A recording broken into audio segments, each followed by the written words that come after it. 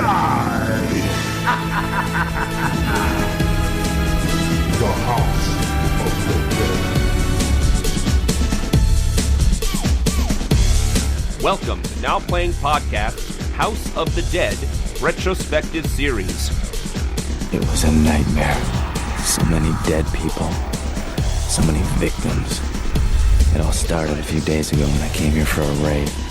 Part of Now Playing's video game movie review series. I am completely not in favor of doing this. Hosted by Arnie. A good guy, if not a little goofy. Justin. So, what do you really do for a living? I kill zombies. And Stuart. They missed the boat to the rave. If only they decided to stay back in Seattle. And they'd all be alive today. This podcast may contain detailed plot spoilers and harsh language. Come on, you big wimp. Listener discretion is advised. Okay, boys. Lock and load.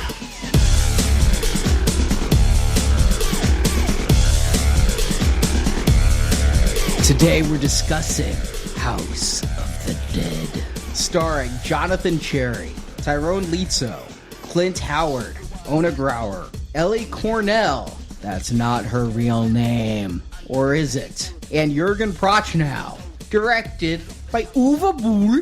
This is Arnie, host of Now Playing, and isn't it nice to know someone wants you for your body? That person is me. This is Stuart. And this is the reanimated Homo sapien known as Justin. Back to the bowl. I'm ready for it, guys. I got my sanitation gloves on. I'd seen this film before. I knew what I was going to be diving into.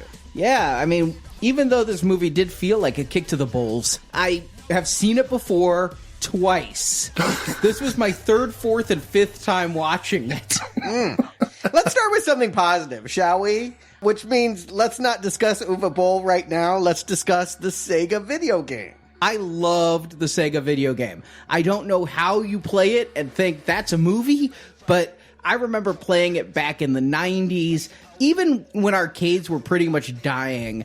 The joystick games had been supplanted by the PlayStation and everything else, but they found gimmicks, right? The chairs that moved, or light guns, even though, yes, we all had light guns way back with Duck Hunt, but it was still fun, and these had, like, force feedback, and they were in the movie theaters, they were all over the place. And so when I'd go with my friends, or in the 2000s with Marjorie, we would play the hell out of House of the Dead, because what's more fun than just picking up a plastic gun and shooting some fucking zombies? Yeah, I mean, there were lots of games like this. It's basically Doom, right? But they're going to put us in a Romero movie. The twist is you're now in a horror movie and you get to hold a gun as you walk through. Very different from Doom. 100% different from Doom. In Doom, you move. In Doom, you control your character. You're dodging fire that's coming at you. You're jumping. You're ducking. You're going through doors and figuring out your pathway. This is just a shooter. This is Duck Hunt for zombies because it's what they call on rails. You shoot some zombies. The character moves to the next predefined location. You shoot some more zombies. You can't control your character. It isn't a first-person shooter because even though you are shooting and you have a first-person perspective, you have really no control over anything except what you shoot. You know what? The more you guys talk about this, the more this game sounds familiar. The name is kind of generic, so it doesn't really stand out in my memory as one of those games. But yeah, I'm starting to have a little flashback of popping a few coins in at the arcade and playing these games. And it wasn't just like handguns, right? It was like Uzis or shotguns. There were a lot of these games, though. There was one that had the guns mounted on it, and you'd shoot with Uzis, and it had a lot of recoil. And then there was a sniper game that was really cool. You could look through the scope, and it was its own monitor, so you could see bigger things, but then you look away from the scope and look at the big monitor and see the neighborhood. Shooting games was a real big thing in the late 90s and early 2000s, and this one, I think it might have been in certain cases you could get rifles or pistols, but they'd be holstered and usually a neon color. And yeah, in this one you were shooting the zombies. And it really, in so many ways, was a ripoff of Resident Evil, except again, you're not controlling your character, but you're still going into a house where a scientific experiment occurred, you're fighting zombies and other zombified creatures, and you get down into the basement and you find that the scientist who's done it all has a big monster waiting for you, and there's secret agencies that are trying to cover it up. This is before Resident Evil. This game predates that. It hit the US in March 97 and came out in Japan in 96. Yeah, and Resident Evil was released in early 96. Okay. So around the same time. I don't know if you can call it a ripoff. Just people all having the same idea. Yeah.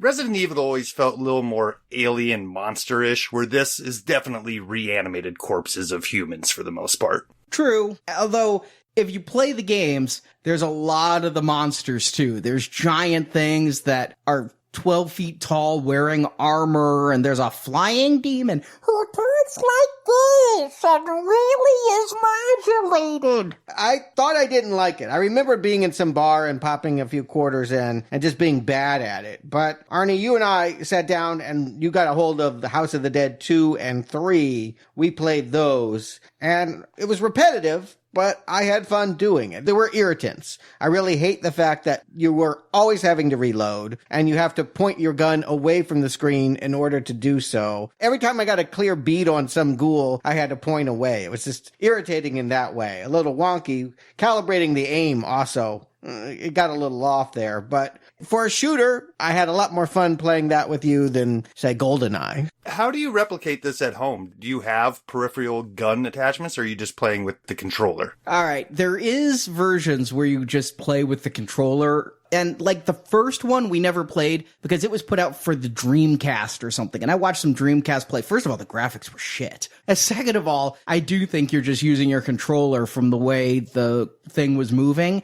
Stuart said it was fun, but I mentioned how with Need for Speed, I got the wheel, I got the pedals, right? I'm into immersive gaming. I had surround sound on my computer in the year 2000. I didn't even have surround sound on my television, but I put it on my computer so I could hear these sounds. So Stuart walks in, and I've gone all out. I picked up a Wii U, which would play the Wii games. I got the gun attachments where you take the Wii controller, because you can just use the Wii controller and shoot. But I got the little gun attachments, so you're pulling a trigger, and it feels like you got a gun. I went to the nines on it, and it was a hell of a lot of fun. But yeah, the fact is, because it's a home game, they want you to have some skill and not just put in virtual quarters till the end, so you could only continue like 3 times. So we beat the first 2 levels a lot of part 2. Yeah, we couldn't get very far into the house. Actually, it wasn't in a house. The first game, House of the Dead, is in a house. And then part 2, you're in Italy. Part 3, you're like in post-apocalyptic somewhere. 2019, which, who knows, maybe.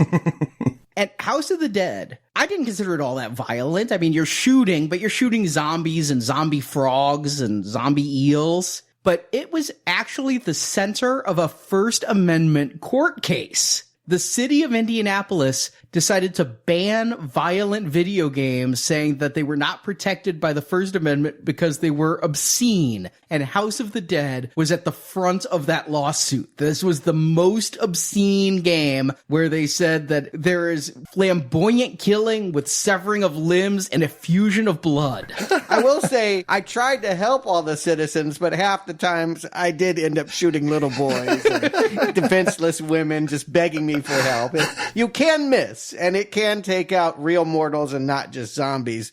I suspect that's why one of the games, I think the later one, House of the Dead 3, had the option of changing the blood color from red to green. Actually, it defaulted to green, and I turned it to red every time. And a lot of the later video games was green. The Dreamcast one, I noticed. The original arcade, the zombies were red, but to be a little more palpable for home viewing, they changed the blood to green. In the Wii, yeah, you can choose which blood color you want. But they did get laughed out of court. I was going to say, if they had a good lawyer with this First Amendment challenge here, they could have just used the Second Amendment as their right. I mean, it's a game about guns. This is the 90s, right? There was a lot of entertainment that was on the block. The moral majority, the Republicans, and Al Gore's wife. They were really going after art that was provocative. It was when they started the ratings thing as well. I mean, the first Grand Theft Auto would come out within a couple of years. Sure, explicit lyric labels on CDs and tapes. That was Tipper. Yeah.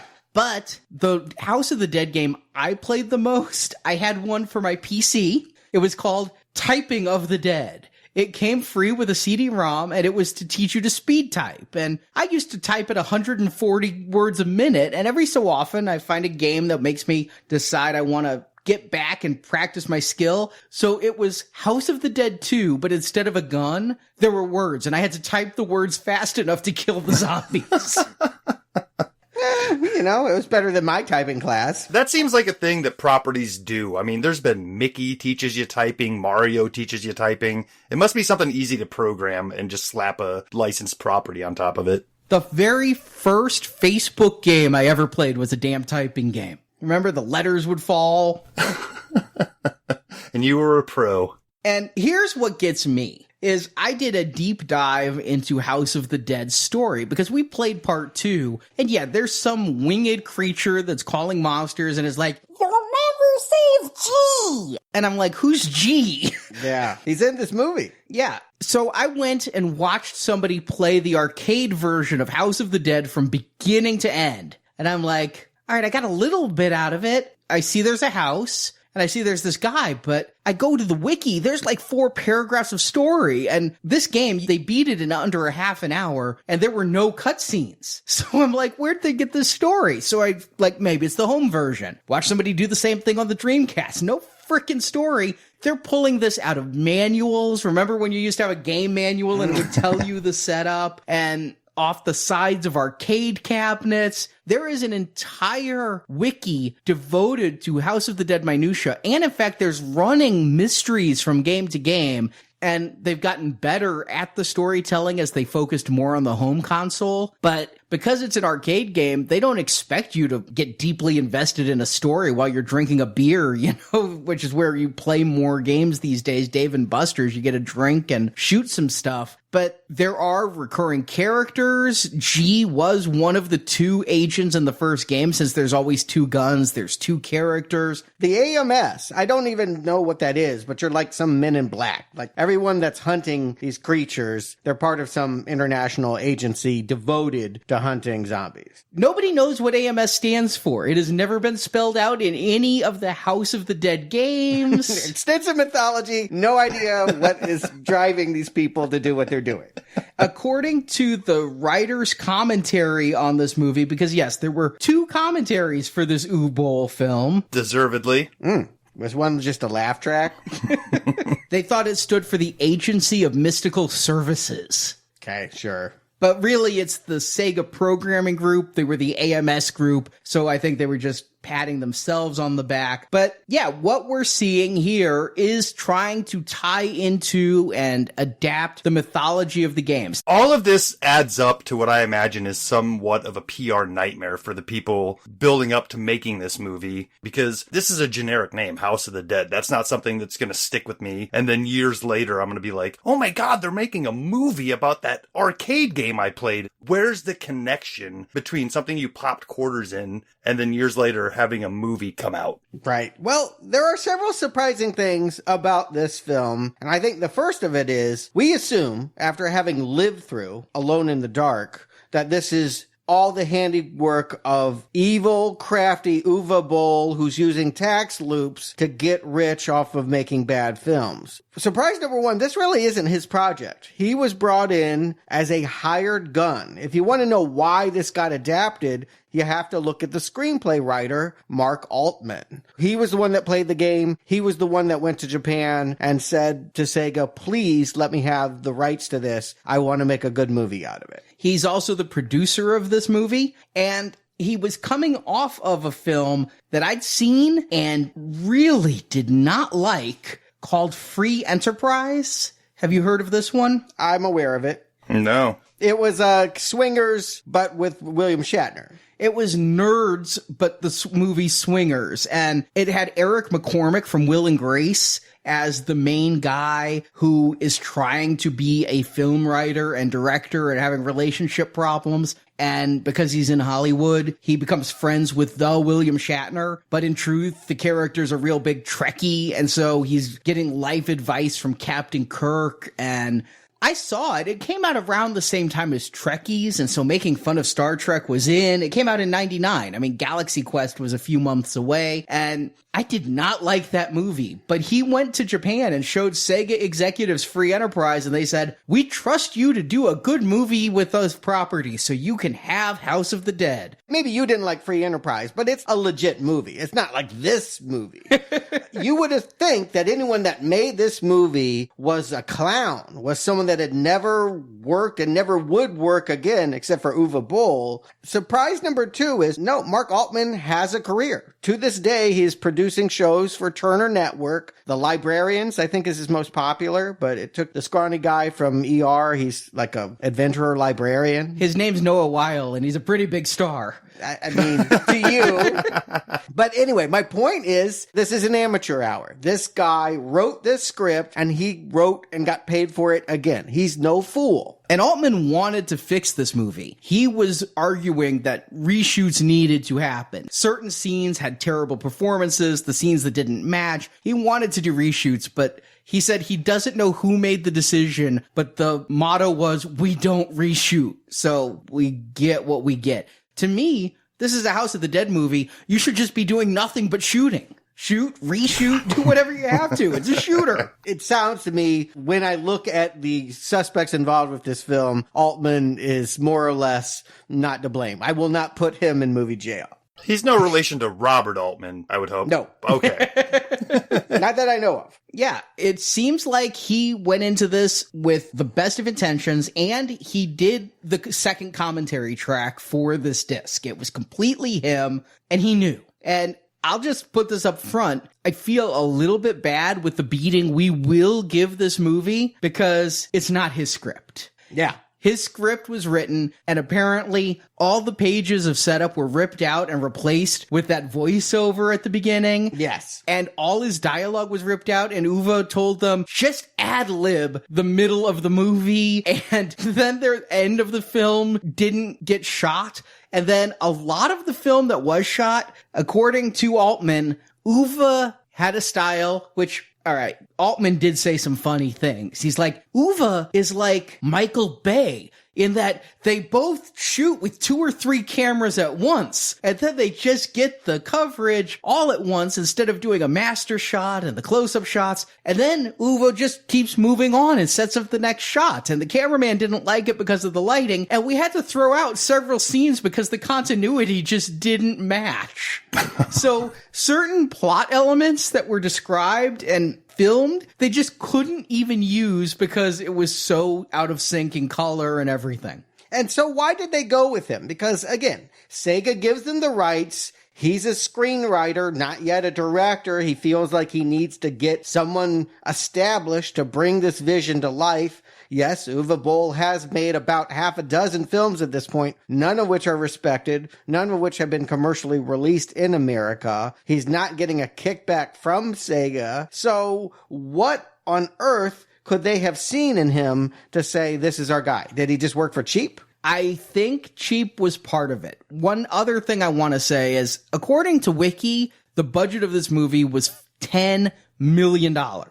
Now, according to Altman, who was one of the producers and involved on the commentary, he goes, yeah, I've seen these numbers online that say this movie cost so much. We had a budget of $5 million. $1 million went to the writer, director, producers. So we had $4 million to actually make this movie. Yeah. So that number of $10 million, I don't know where they're sourcing it from. I checked even. Wiki is sourcing Box Office Mojo, and Box Office Mojo is sourcing nobody. So somebody pulled that number out of air, but it cost far less than that. And so a lot of things in his script that were in the game, like flying demons and frog demons and demons of all kinds of sorts, well, it fell first to the budget and second to Uwe saying, well, that's not realistic. They all have to just be zombies. Otherwise, it's not realistic. Realism. I know that is his central concern. When he sits down to make a movie, boy, it's going to be realistic. The third surprise that hit me to the ground like a Mack truck, this was commercially released in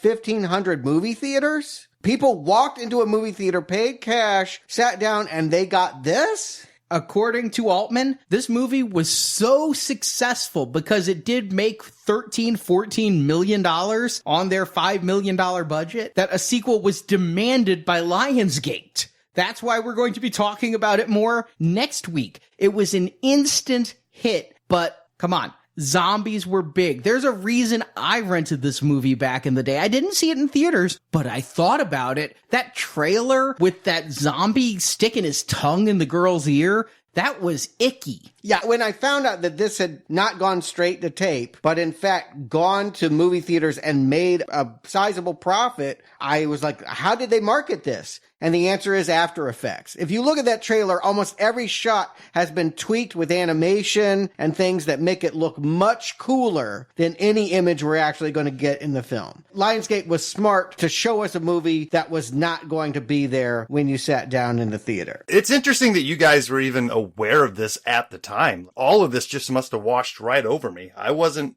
anti-zombie movies or anything at the time. And House of the Dead might have even tricked me into thinking it might have been a Romero type of project. Right. So I'm not even sure how this went by me without, or why you guys were aware of it even. Well, it came out the same weekend as Kill Bill and the Coen Brothers movie Intolerable Cruelty and some dog movie called Good Boy. It finished behind all of those, but the week before Texas Chainsaw Massacre's remake, this blows my mind that this movie was competing in the same way. That they thought they had a project that was as professional and could show its face in the same kinds of theaters that would play commercial, legitimate films. That was astounding to me. The reason I knew about it was 28 Days Later and Resident Evil really, pardon the pun, reanimated the zombie genre. And I loved 28 Days Later. So when I saw another zombie movie coming out the next year,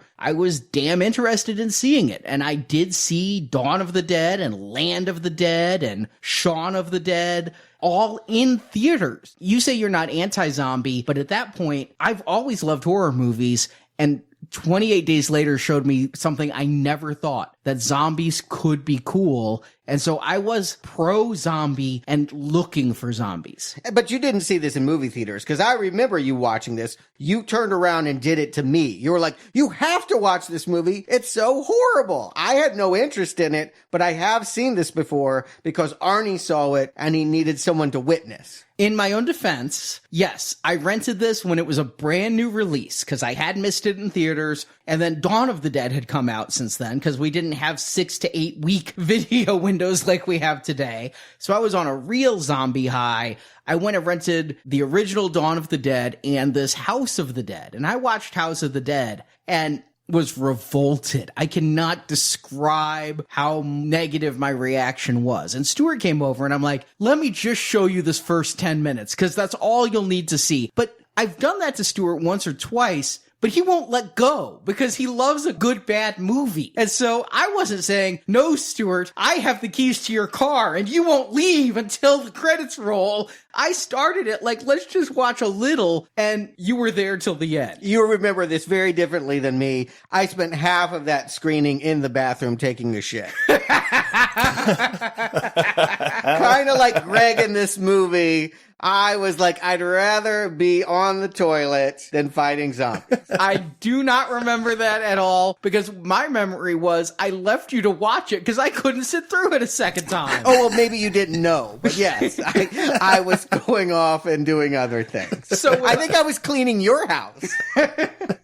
House of the Dead or House of Arnie? I'll pick House of Arnie.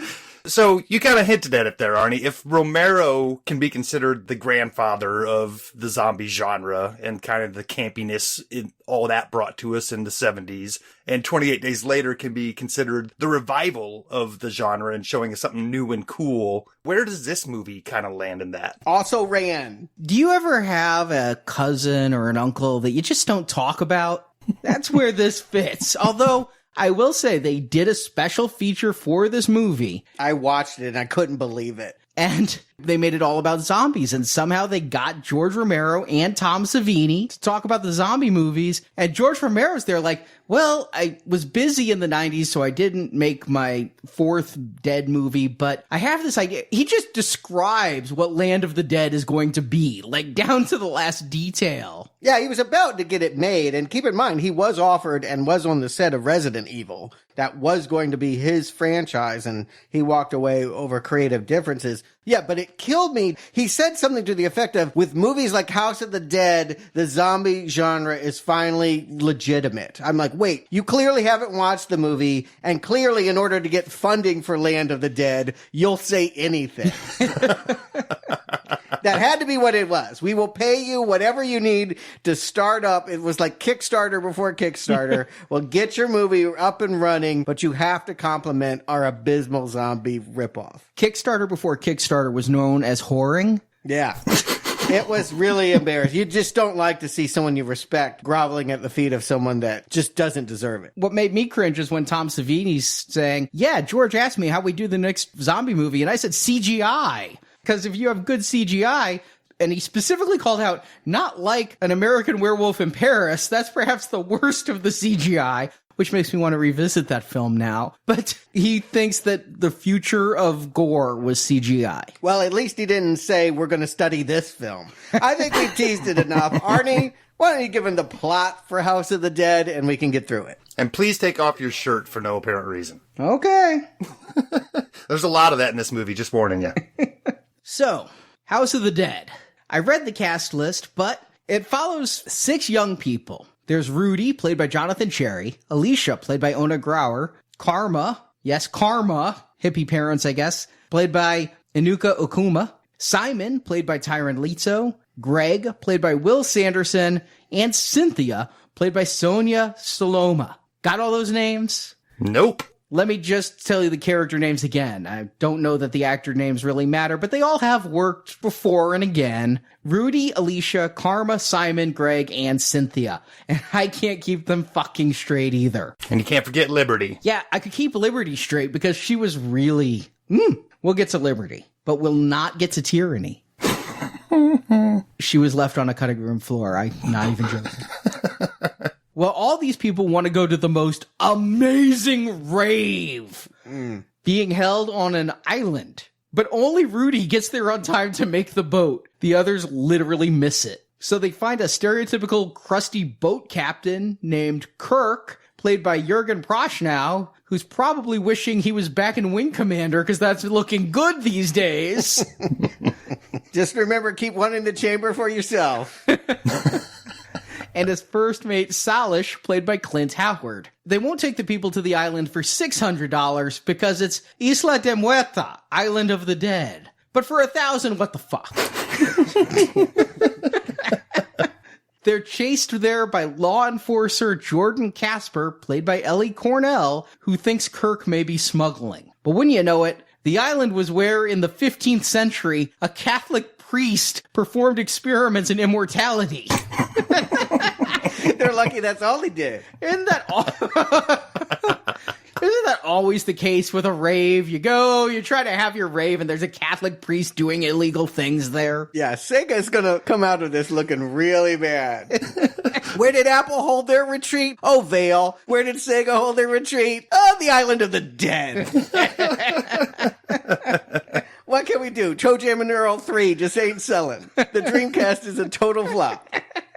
It's an age-old tale. Who hasn't heard this 1,000 times? The priest's name was Castillo Sermano, played by David Palfy, and he did discover the secret to eternal life, but his flesh continued to rot, so he stayed on the island trying to perfect the experiments. I'm guessing a lot of ravers went there, or maybe in the 90s they were doing a achy breaky party or something. And country line dancing? Yeah, something like that. So he's trying to perfect the experiments and patch up his rotting flesh with new flesh. So the island is overrun with zombies that wait until after the rave is kind of broken up to attack. Teaming up with the few survivors from the rave, the group fight zombies until only Rudy and Alicia are left alive. And Sermano takes them to be his next experiments, but Alicia was a fencer in college, and so she engages Sermano in a sword fight. She's stabbed in the chest, but during the fight, Rudy cuts off Sermano's head, and Alicia's last act is stomping on it, squashing it, and killing the priest. So, not quite immortal, I guess. Then AMS agents show up to the island where Rudy says he doesn't know if Alicia will be okay or not, and reveals his last name is Curian. As credits roll. Alright, Curian. Were you guys as dumbfounded as I was like, and when he reveals that last name? No, because the opening credits show little clips of cutscenes and rejiggered fight attacks. Actually, there's a lot of the game in this entire film, but the credits specifically have a cutscene where a woman falls on the ground and says, "You must stop Curian," and die. So I went and I looked that up, and that was the mad scientist that ran the House of the Dead. The fact that we're going to see a young man called Curian, he's either going to grow up to create that House of the Dead, or he's related in some way to the person that will create the havoc in the video game. This is a prequel to the video game. And Sega really wanted the flying creatures and everything because since this was going to be an original script, they were interested in adapting this to be the next House of the Dead game. So whereas we talked with Alone in the Dark and things about how the movies come out to promote the game, Sega's like, yes, you're going to write our next game for us. That never happened. Yeah, I can't imagine game programmers or anyone really sitting down and studying this film and saying, let's do it again. They intended this guy, even though his name's Rudy, and from what I've read, Curian in the game was named Roy, but they are saying this is where he got his ideas. All the reanimating of corpses that was done in the first House of the Dead, it's all because of Castillo Sermano and this. So this is the prequel to the first game. That's fine, laying some seeds for future storytelling. I'm perfectly fine with that. I'm fine with it too, but it requires deep knowledge of a game or just catching a really brief moment in the opening credits because, again, I played and watched walkthroughs and things of the later games. Curian is the bad guy from the first one. He's brought up in some future ones, but you have to have gotten pretty far in this shooter that primarily was played in bars to know who Curian was. Well, what it tells me is they have to do some kind of explaining why we're not in a house filled with dead people. Instead, we're gonna go to a rave. And I do remember one of the big laugh-out lines in a script full of many of them is that we have this opening monologue in which Rudy is just sitting there monologuing in a graveyard, sounding like Martin Sheen at the beginning of Apocalypse Now. It all started a few days ago when I came here for a rave. I mean, we're grown. We know instantly, oh God, this is just pandering to a youth market. Actually, raves are out of step in 2003. Uwe Boll is behind the times, but he thinks he's being trendy. Also, raves have always been bigger in Europe than they were in the States. In the States, they were done by 2003. But if they're playing for a youth market, understand, when I first saw this movie, I was around the age of these actors. I was in my 20s. It should have been appealing to me. Seeing a rave in the daytime without glow sticks, that's just a party, right? But when is he narrating this? Is this after the fact? Yeah, this is before the AMS helicopter arrives to take him away. He lets us know he is the sole survivor. Everyone we are going to meet will die.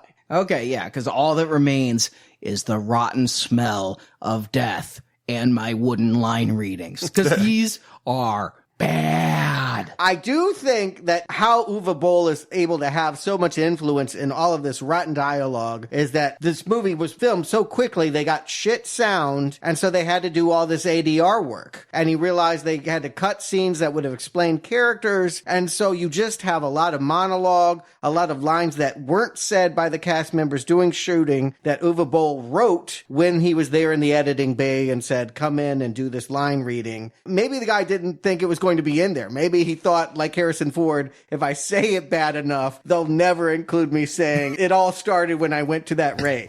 Oh my God. It's just the opening. I mean, you know you're in for shit when the first things you hear is, it was a nightmare. So many dead people. So many victims. And then the opening music of this is just god-awful assault on my senses. Now, Prodigy, again, behind the times, but they were trying to do that techno rave pop that Prodigy had kind of Firestarter. It vaguely sounds like Firestarter to me. Was it actually Prodigy or was it just a Prodigy sound alike? This soundtrack is yet again composed of people who paid to have their music on there. Okay. This is all fake bands. No. This is, again, remember, Uwe wasn't the one doing this. This is music they paid for. Oh, okay. They chose this. Oh, okay. Well, again, their budget, which it sounded like it was depleting all the time, but it sets the tone that, yes, we are not adapting the video game. We are going to the rave. And that brings back a lot of bad memories for me. I think we covered this. Rave to the Grave was the 4th Return of the Living Dead film. And it came out after this. Like, it saw this movie and didn't change its plot or its title. Yeah, well, they were in, like, Eastern Europe. They had just gotten sunlight last week. I mean, they don't know. Miami Vice, new #1 show. One of the self-aware things of this movie that's going to piss me off as we go along is that, yes, every once in a while you're going to feel like, oh, I've seen this before a million times, and you start to get a Scooby-Doo movie vibe, and they're going to reference it. You start to get a Romero vibe. They reference it. So it's like Uwe Boll is cutting us off at the knees, thinking he's more clever than the critics. It pisses me off to think that he is thinking he's one step ahead of everybody. You just can't stand that this awful filmmaker thinks he's better than you at anything. Yeah, it hurts. I mean, yeah, anyone that picked up a camera has probably made a better film. But here we are someone that's smirking, and I think it's his worst attribute. There are many terrible things about Uwe Boll as a filmmaker, and maybe even as a person when I think about that tax shelter shit he does. But the fact that he thinks he's funny is the worst thing about this movie. All of the humor lands with a disquieting thud. It is what is truly dead here. I guess it's nice that he wants something lighter. I do feel like this movie would be better if it was in the keeping of Return of the Living Dead. If they were doing Romero, but with that punk rock funny vibe that I enjoyed so much from the first film. But this is a guy that just doesn't understand humor. A lot of the jokes were put in there by Altman. There's a lot of Star Trek references in here. I mean, Clint Howard was in the very first Star Trek episode. You've got Captain Kirk. The problem is it's a reference. It's not clever. You got to do more than name drop in order to be funny. Yeah, I think he is a Trekkie, which is why he did Free Enterprise. He probably was, much like that character, geeking out at working with William Shatner. And now he's moved on to his next script and can't let go of the Trek references. Yeah, but they're filled. It's not just Trek. I mean, I agree. That's here. There's a lot of Living Dead here. All of this is a pastiche of everything you've seen before. If you're wanting to know what they made that was different, the thing that I kept hearing Uwe Boll say that was going to make this movie innovative was it was going to be faster. And I think he was just talking about his working style. I'm just going to make this faster than I should so that everything is rushed and nothing gets established and we didn't get the coverage and we're meeting 5 people on a dock and don't understand a thing about them. So that means that he maybe possibly didn't see 28 Days Later, because the new conceit that movie brought was, hey, these dead people are coming back and they're not the slow, marauding corpse people walking down the street that you don't want to get bit by. These guys are jumping over cars and running after you. And I think that's what he's trying to do here, but not all the time. Like sometimes his horde is slow and Romero-like. Sometimes you can walk right by him and they don't see you. I'm going to get really caught up in what I think should be zombie rules and how this movie is constantly ignoring its own rules. He actually explained this in a makeup feature. There were intentionally 5 stages of zombieism. The newly turned zombies still could move quickly, still looked mostly human, maybe had a small wound. Some apparently were only wearing contact lenses, and those were probably the ones I thought missed the makeup session, but were still put in there to act like zombies. But then there were the ones who were starting to rot, the ones that were in a middle stage, all the way up to the full moss people that looked like they crawled out of the grave. The longer they'd been dead, the slower they are, the dumber they are, the more Romero they are. Okay. So there's a little bit of a excuse there. It was never explained to us on screen in such a way. No. That would have been too helpful. But also, they don't explain anything. They don't explain who these characters are. There are a lot of characters that are truly interchangeable in this film. Greg versus Simon versus... I could only keep track of, honestly, Karma because she was named Karma and because she was African American, and later on Liberty. But I thought Liberty was from this original group. I mean, I did watch this a couple of times, and I still can't exactly tell you what Cynthia's through line is. All right, well, let me help you then, because this is the stuff that makes me laugh. I'm here for a brown arrow. Everyone knows there is no green. You left a brown arrow in my house when you watched it the first time.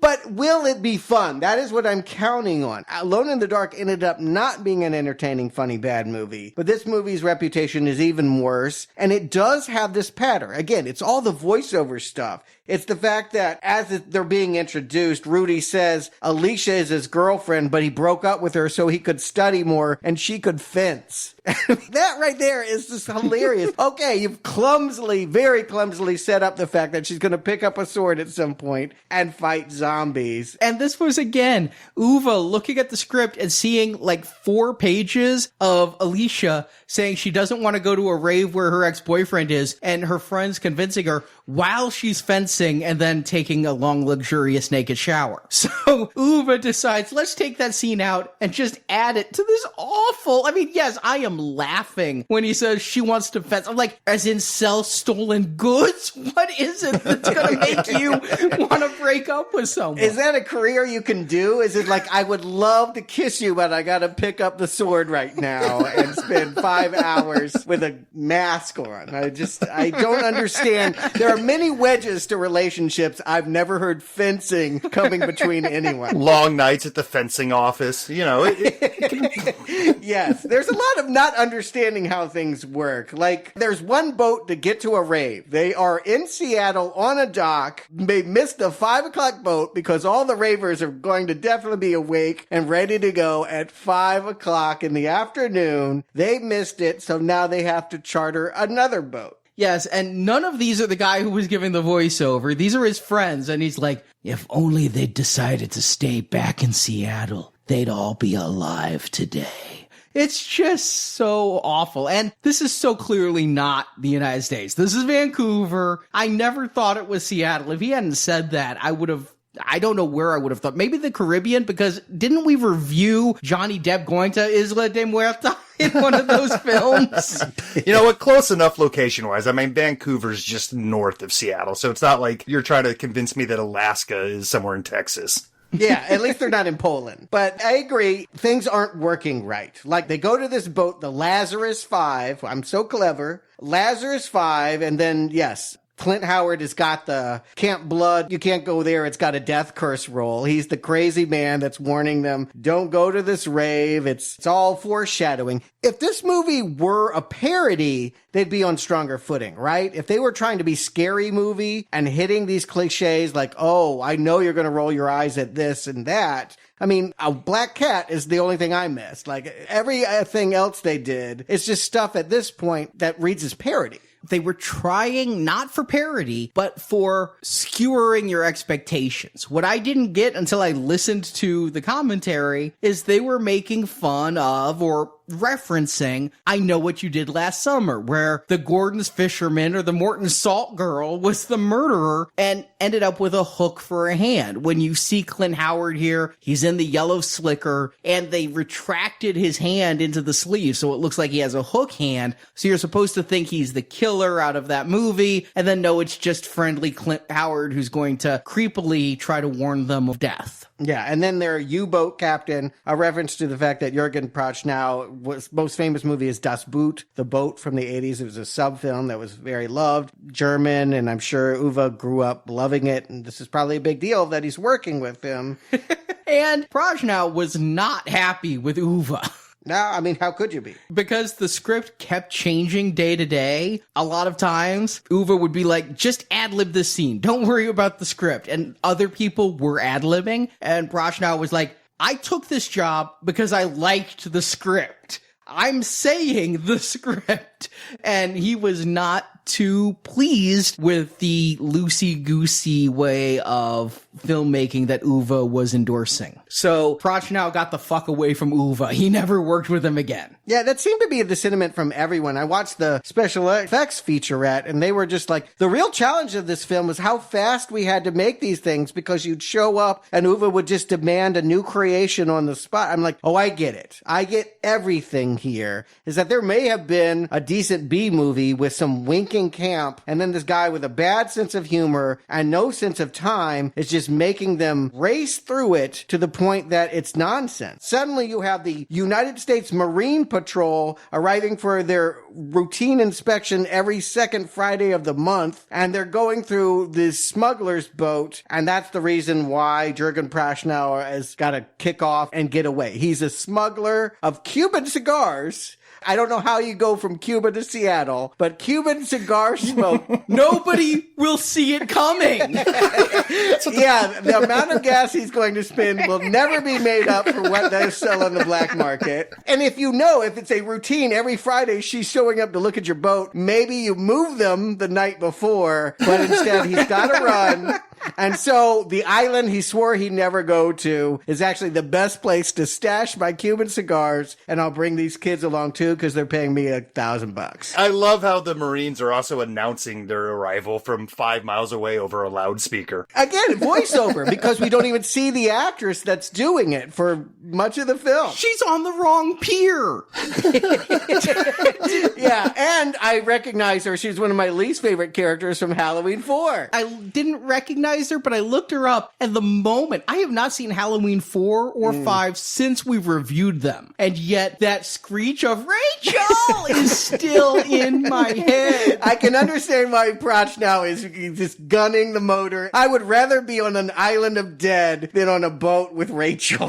Or Uwe. Yeah, true. Now, apparently there were scenes scripted, never filmed. These two had a relationship at one point, and I kind of get that. They seem like a bickering married couple if what you're bickering about is smuggling cigars. Yes, she's mad at him because they were in, quote, the service together. They got out of it, and she didn't understand why he didn't want to work for Uncle Sam, which, by the way, being in the service is working for Uncle Sam. Please believe that this is America. Please believe this is Seattle, USA.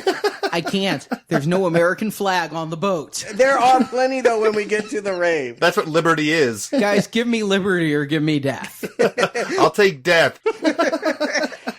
Yeah, so this crew, they're going to finally get to the rave. The sun is setting. And the rave is gone by the time they get there. We've had several inserts of the rave, and there were several more inserts that were cut. I saw the cut scenes, including one that starred a real DJ known as Biff Naked. She was the DJ of the party. Yeah, they're basically so Bull can have a joke about how she's going to spin Celine Dion and Barry Manilow if her ravers don't treat her right. Again, this is what this guy is all about. Let me just take easy targets and laugh at them. But that rave, who starts raving at 5:15 p.m.? I am going to argue that this is actually the most realistic, accurate part of the whole film. As a rave, this is a nightmare. This looks like someone's barbecue. The promoter would normally crawl under a rock and die, but when I found out it was a Sega rave, it's a corporately sponsored event. I had an acid flashback to the Christmas parties where I would see like IT coworkers crunking the Tootsie Roll. And I'm like, yes, this is actually what it's like. Lots and lots of very bad dancing. All they need are people on the side saying, yeah, I'm putting in applications. I'm trying to leave Sega and go work for Apple or Nintendo. All right, here's the story on the Sega thing. It's not supposed to be a Sega-sponsored rave. Oh, it isn't? They thought it would be a funny Easter egg if they just had a Sega banner somewhere in the corner of the frame. The corner? It's the giant banner that stretches across the stage. The writer takes the banner from Sega and gives it to the prop master and says, listen, just put this out of the way somewhere where it's not going to be too visible. The prop master misinterprets this as we need to get it in the film somehow, so he thought he was doing a favor by putting it at the big top of the rave so that every shot of the rave would have the big Sega banner in it. And by the time the producer saw it, it was literally too late to cut it down and still shoot the rave. Again, it makes Sega look very, very bad. Let's host this on an island that is known for killing people. This is the big rave event of the year. It's like some solo cups and like DJ Biff naked. It was dead before the zombies arrived. Yeah, this movie came out in 2003. Their last console system was canceled in 2001. So this is about what Sega could afford. Yeah, exactly. But slowly, they have a few teases of guests that get killed. They know that they need to keep us interested by punctuating it with death. Teasing the idea. I mean, if you didn't play the game and you only heard the title, you wouldn't know what's waiting for them. You wouldn't necessarily even know that they're zombies. You definitely don't know it in these early scenes because they cut away so fast. Who would watch this movie, though, and not know? I think you got to take it as a given that if you don't know the game, and apparently from that last line of, "My last name is Curian," they're expecting you to know the game intimately, but you've seen a trailer. It's of the dead, blank of the dead. They're referencing Romero. You know it's zombies, but that makes it really confusing why they're going to rip off Jaws. My memory was, we see this guy following this chick to the beach, and, you know, he won't get in because it makes his heart on shrink, and she does the topless stuff, and yeah, I guess it's kind of like Jaws. Everything's kind of like something you liked once. But my memory was, he goes and takes a swig of a beer that's just lying there. Like, all the zombies were like these ravers that had drunk contaminated liquor, that the beer was the thing that turned them into the zombie. I believe that was Rave to the Grave. Was it Rave Yeah. to the Grave? I know it was Leviathan, but I couldn't remember where I was getting that. But for half this movie, I'm like, see? He's drinking the beer. He's gonna turn into a zombie. Yeah, they put the liquid extract into the pills, the drug turned him into the zombies. Yes. Rave to the Grave. What we get here is actually just a clever misdirection then, because while we're thinking that it's going to be the topless girl in the water, who seems to be getting pulled under, but never really panics, she comes back up to the beach to find her boyfriend missing. And this actress, you guys are just referring to her as the topless actress there. First of all, her name's Johanna, is the character. But the actress, she's billed as Erica Parker. She changed her name after this movie, became known as Erica Durance, ended up starring for several seasons on Smallville as Lois Lane. Oh, wow. Oh, her. Okay, yeah. You mentioned her before. This was an early role. Yeah, she was in Smallville. She's currently on Supergirl on TV because they're referencing everything that ever had a Superman connection. But yeah, this was like her first movie role. Yeah, I love the fact that she like goes looking for him, walks into the trees, goes, "Oh, I'm lost," and then finds the House of the Dead. They have actually constructed. It vaguely looks cool. I just think it's like an empty set. It's not like a functional house, but there it is. This is the house that Castillo built, and she goes in there and watches her boyfriend punctured by a zombie. I guess it's an Alien joke that a zombie sticks his hand through her stomach and looks like it's popping out. Okay, this is where I'm gonna have to invoke zombie rules once again. For some reason in this scene and in no other scene, the zombies' eyes are glowing red here. Mm-hmm. They actually look kind of cool, and it's the only time I think you can see them in the first half of the movie. Later, there's like a couple making out, and they get attacked. It's like a whip pan. Like, I don't know what ran across the street. It could have been a squirrel. It could have been anything.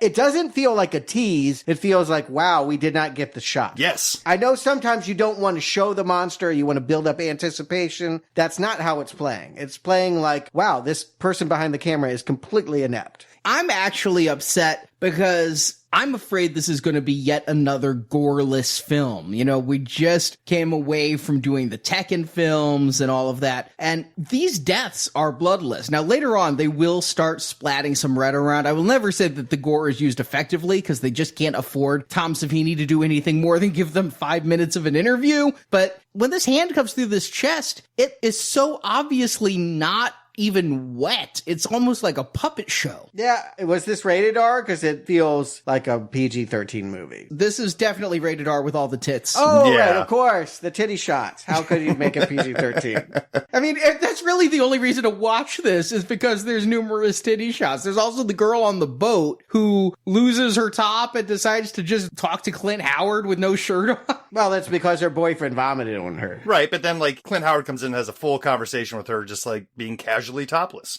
Yeah. It's things like that that make me feel like, okay, so are we supposed to be aware that this is somewhat of a takeoff of crappy 80s horror movies? Or is that just the quality that this movie's rising to? I think it wants to have it both ways. If you like it and you're scared, great, we're doing our job. But if you're like everyone else in the audience, then yeah, why don't you have a laugh at it? I want it to be funny. I really sense that Uwe Boll has no affinity for this material. He was a hired gun. This is not a personal project. He thought, I'm just going to do a cheap zombie ripoff of Romero. I'll just make them faster this time. So fast, they don't get caught on camera. Seriously, it's like 35 minutes before they finally get to this rave and everything is gone. Alicia is the only one that suspects something is wrong. She's like picking up bloody clothing and saying, I think something bad happened here. And everyone else is like, party! And nobody's there to party with. Yeah. I don't care that there's no music. I don't care that there's no other people. Let's just shake it. I mean, what can Biff Naked do that they can't? I don't know. But I'm craving to see and experience the zombie attack at this point. This needs to exist on a B level where we just enjoy gore and silliness, and I'm ready for that movie to sink its teeth into that. Always cutting away right before we see anything interesting. Our first kill of one of the main characters is Cynthia. She and Greg are left behind at the rave while everyone else goes to find out why there's bloody clothing around and no one to be seen. And he goes into a porta potty that falls over and can't get out. And she gets attacked by silhouettes. She's in a tent. We see some PAs waving their hands, and that's it. That's the zombie attack. Right, and we're left to think that the zombies got both her and her boyfriend. The rest of the crew are already taken off, and they show up at the House of the Dead and find other survivors, including our character from the very beginning, Rudy, hiding in this house with a couple other people. This is so ill-defined and so dark at this point. It has finally become nighttime when the rave should actually start,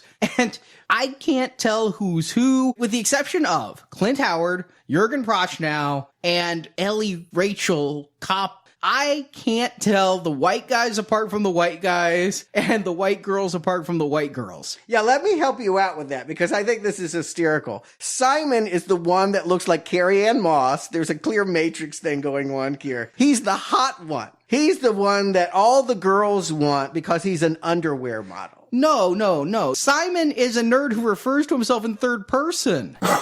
No, Simon's hot. He's an underwear model. Alicia thinks he's nerdy because he speaks in a fake British accent, but he's throwing all of his Calvin Klein money around. He's the only reason they were able to book the boat. He is hot and the world wants him. I know. I thought that was Greg. No, Greg is a ball player. I thought Greg was the one who hired Prochnow. No. I can't tell these honkies apart. I'm trying to help you, dude. I know, it's hysterical. Simon is hot, and Greg is a baseball player, and Alicia is a fencer, and Karma is black. That is her only talent. And then, yes, there are some other people. One of the best dancers at the rave, Liberty. She's here in her U.S. flag pantsuit. And then there was the nerdy guy with the camera. Right, who looks like a young Ethan Hawke. Who had the camera? Was he already on the island at the rave? His name's Hugh, and he shows them the footage of, again, he's no better cameraman than the actual cinematographer of this film. We see some guys run into the middle of that rave. Maybe they're zombies. Maybe they're eating people. But that's supposed to convince them they now need to get off the island. Which means that they actually did hold a rave, real world. They had a party, they had the setup, they had craft services there that day. They shot footage for this rave. Yeah. We saw scenes. We saw Liberty dancing. Yeah. It's shocking, again, that you would think that people would look at that and think it looks like a good time. But the point is that, yes, they have to go back to the dance floor and get Greg and Cynthia and then find their way back to the smuggler boat and get off of there. That's the mission that's what's going on. Oh my God. These people just wander around this island. And from the aerial shots, we do have an aerial shot of the island. It was before drones. They must have had a helicopter. Well, we see the helicopter in the shot at the end. I'm sure it was all done at once. That's probably true. One day, we got one shot at this, and Uwe Boll demanded it 2 minutes ago. Not even one day, one flyover. But it looks like a fairly large island. But these people are literally doing stupid things like, let's split up. And then they have no way to meet back up again. And they're like, where did they go? Yeah, so many technical issues, too. I mean, you're holding a rave on an island, and there was one boat and no other boat to get off. I mean, they wander around so much of this movie looking for a boat. I don't know where they all went. I presume the zombies ate them. I can only guess that that's what happened. But we finally get to see Cynthia as a zombie attacking. That was kind of fun. It's the greatest intro for Casper. The sheriff that has been following the smugglers blows Cynthia away in the torso with a shotgun and then shoots her in the head with a pistol and then says, "Who is that?" She didn't know she was a zombie. I just saw her jumping on a guy and I fucking blew her away. That's awesome. Nice to meet you, everybody. Yeah, exactly. And then the response is, "She was our best friend." Not anymore. Again, if this is trying for comedy, there are moments of true brilliance here. I think that was supposed to be like a badass Arnold line. It is. But Rachel can't deliver that. And also, something very similar happens shortly after when they're trying to figure out what the zombies are. And Captain Kirk is there and he's like, "I have no idea what these are. Let me tell you their entire backstory from the 15th century that I somehow know because I've been stashing my Cubans here." Okay, real quick pop quiz. Just meta knowledge level. What motivates zombies generally? Food. Brains. Either or, right? Okay, usually not just homicide in general. Cynthia is the first person that we've known in the movie who's turned to a zombie, and her first act is to jump out to scare people, and she breaks somebody's neck. That's not a zombie.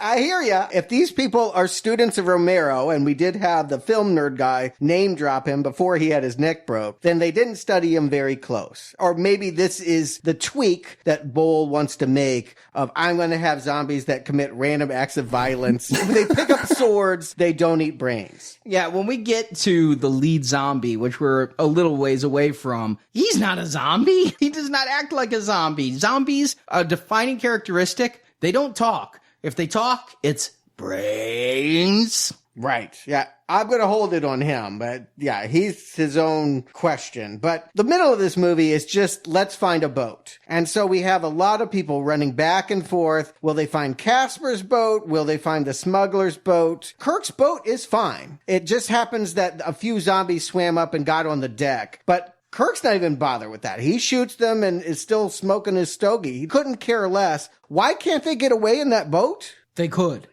Yeah, they showed that it was tried. One of them runs in and jumps in the water and starts swimming and being attacked by zombies that are floating underwater. So they swim back. But they never showed how Kirk got off the boat and onto the island without that being an issue. So it's doable. And they killed all the zombies that were in the water, so I would say, hey, good job, let's get on that boat. But instead, they're like, let's go back, the house is covered with zombies, we'll fight our way back inside, hole up and just eat cigars for... He's like, I've got supplies. And then he just pulls out a box of cigars. I'm like, that's not the kind of thing you need when you're holed up in a house with zombies for weeks. Yeah, I do not understand the moment where they say, let's go to the boat. No, it's overrun with zombies. Okay, let's go to this house. Okay. Also overrun with zombies.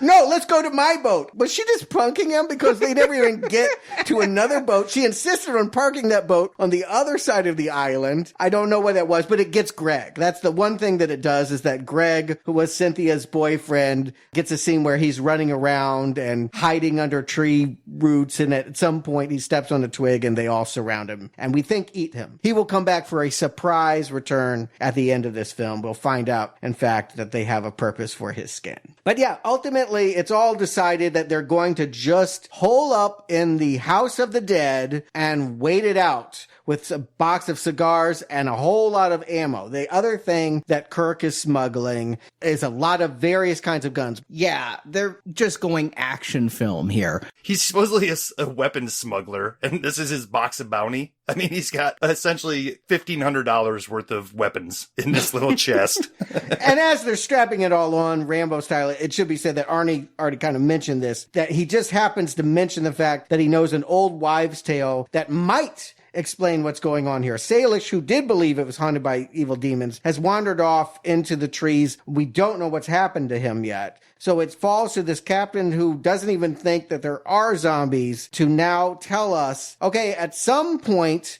in Napoleonic times, or maybe in conquistador times, they're wearing both outfits at the same time. But there was a mad priest who was being taken to England because, hey, why not? And he decided to choke the captain, land the boat here, and continue his evil experiments. Were there cutscenes for this? Was there stuff about this that was further explained? Because No. I feel this is truly, I don't care how much it costs or how much you go into Overrun, you need it more to explain your main villain. There's nothing more as far as deleted scenes go. The writer didn't talk about more of this, but man, this brown and white film is really telling me it's 15th century, isn't it? This guy, despite his clothes, does not look like he's from the 15th century. He looks like he's working out with Vin Diesel to be a stunt double. Yeah, he does. Yeah. Clearly a stuntman. Perfect white teeth that he's been using Crest white strips on somehow throughout this time frame. Just his body language and everything. I mean, I've not lived in the 15th century, but my seeing depictions of it in various other films, this guy just feels like he's going to the island for a rave, not going to the island to live 500 more years. Yeah, maybe he is the one that started the first rave. They say he ate the tribesmen, and then I don't know what he did for the hundreds or decades that happened. Again, time is relative here. All I'm saying is we need a motivation. When they finally hilariously pin him down in the climax, and Rudy asks him, why did you want to become immortal? To live forever! Oh, okay, well that clears that up. That circular logic does it. Stuart and I have had that as a running joke for so long. I mean, like, you were living in Chicago when I showed you this movie, and you'd like come back once a year, and we would certainly figure out a way to fit that into conversation. Oh yeah, we the whole day I think we were like, why did you eat that pizza? I was hungry. You got to define this guy. If you do nothing else right, tell us who the hell was the guy that built the House of the Dead and what his experiments were all about. We sort of kind of barely get it when we get back into the house, but first we need to have 20 minutes of cameras spinning around characters as they fire off their weapons. All right, I'm gonna say this. This was really fucking cool. I think it looked good. I think that the score, I'm not convinced they hired a composer or they just were using some Apple loops off of their Mac. But when you get the slow-mo shots and you get the Matrix shots and you get the camera spinning shots, I do this. You know, these days in the games where you're using the third-person games, you can control the camera with one stick and you control the character with another. I do these dramatic swoops with the camera and do the 360s to really make myself feel heroic and things. I love that shit. For about 3 or 4 minutes. And then it still kept going. We saw this in Alone in the Dark, too. I called it out that there was a lot of Matrix, that he was doing bullet time long after that was a thing to do. Here, it's a little bit more forgivable. The Matrix sequels were coming out around this time, so it would have been a thing to copy. I suppose it's a little like the video game, too. If you remember when you die, when they actually cut to your last breath and you can't insert more coins, the camera does kind of go around you and you clutch your chest and you fall to the ground. I guess this is both either trying to be the Matrix or trying to be the game. It sounds silly. We laughed about it, but I get why Atari might have thought, hey, this guy will honor Alone in the Dark. We'll look at House of the Dead. Yeah, it's a shit movie, but it probably wasn't his fault. He was trying to emulate gameplay, and so if we give him more money, he'll do right by Alone in the Dark. That's the only reason why I can understand why this movie launches you into a career of video game movies. Yeah, I mean, this did make his career. He has directed a lot since, and he falls upward, right? Yeah.